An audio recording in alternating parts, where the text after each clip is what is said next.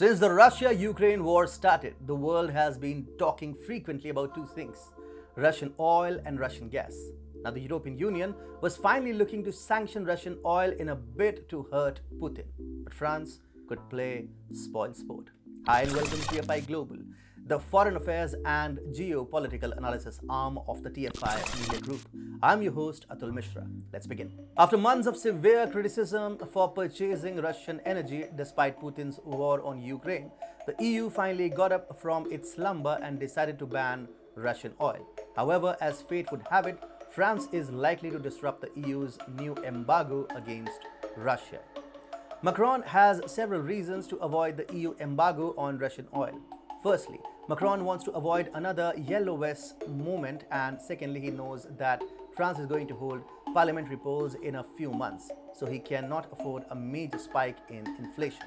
European Commission President Ursula von der Leyen recently presented a plan to totally ban Russian oil imports within a period of 6 to 8 months to the European Parliament on Wednesday.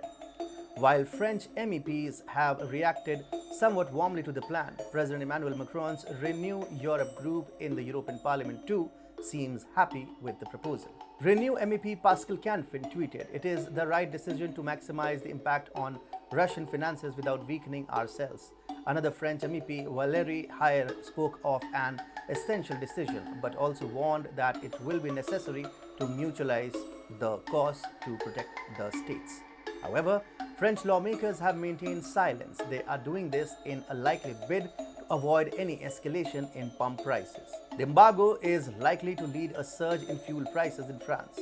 Though Russian oil constitutes only around 8.7% of French oil imports, Fuk-Win Nguyen, an industry researcher, said the most likely consequence of the embargo is a price hike.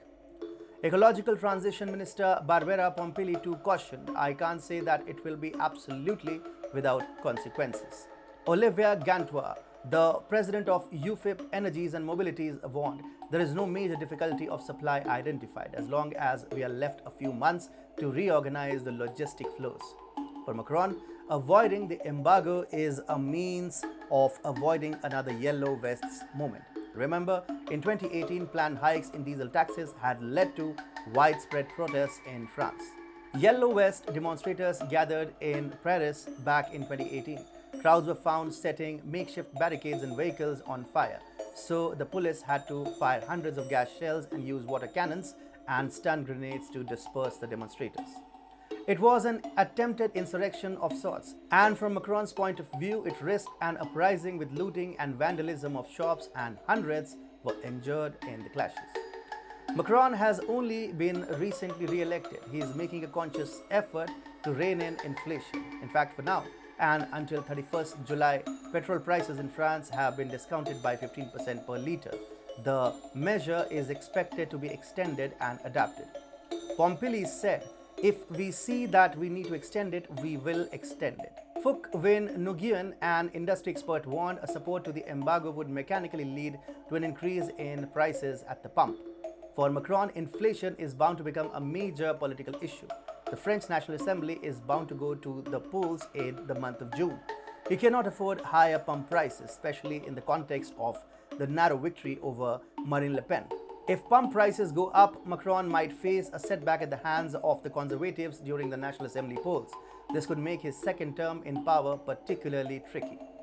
As such, France's reticence in sanctioning Russian oil could be leading to a rollback in EU actions.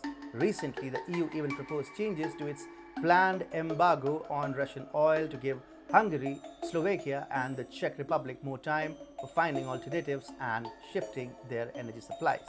The EU may be desperate to sanction Russian oil. However, France is emerging as a big hurdle in its plans.